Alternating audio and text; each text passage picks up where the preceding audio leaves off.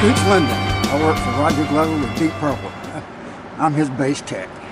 Okay, Scoots, can you describe in a few sentences how you came into Deep Purple and how you came to Roger? Well, I originally came into Deep Purple with Steve Morse.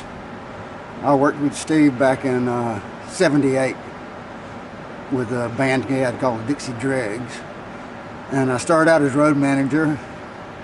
I was drum tech for a while, and monitor engineer, and sound man, and violin tech, and keyboard tech, but I never did Steve's guitars.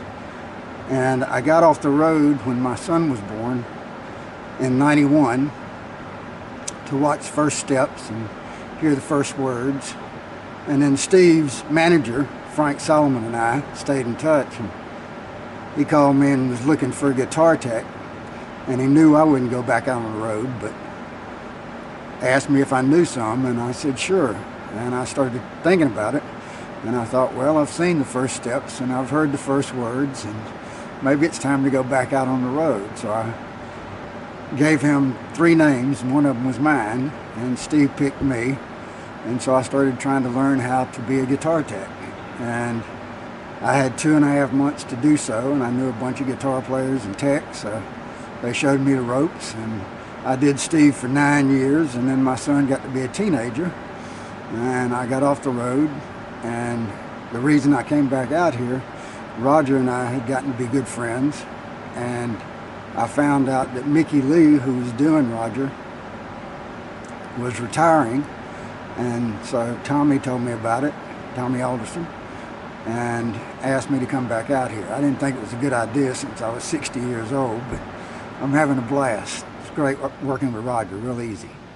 I just saw 4 basses that you have to manage with. You change strings every night? No. Every couple of weeks, change strings. He does maybe 7 or 8 shows on a set of strings, and then I change them out. All right. All basses are tuned in the same tuning? No.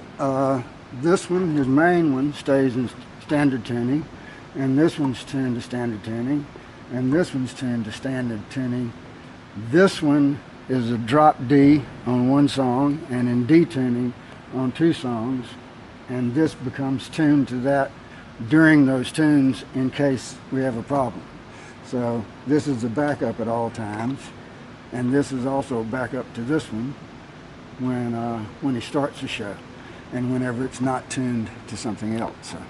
Okay, so what is your main job when the show is running? I mean, when everything is been brought on stage, you have to prepare everything, then the show starts. And what's your job then? Changing out basses when need be, and just making sure all equipment stays working. Mm-hmm. That means that is the most stressful part of the night? That's correct. You're just waiting for something to go wrong. It's never fun. And how often are things going wrong? Well, you know, it's very infrequently due to his equipment. It hardly ever messes up, but you're always on standby for that to happen. So you have a hard wire. Since he's wireless, you have a hard wire that's attached to this one at all times. So if anything happens, you got a backup plan for it. So. All right. And he also has a backup on the wireless system, and he has a backup amplifier. So there's not much else that can go wrong. It's a very simple rig. Mm-hmm. Last question.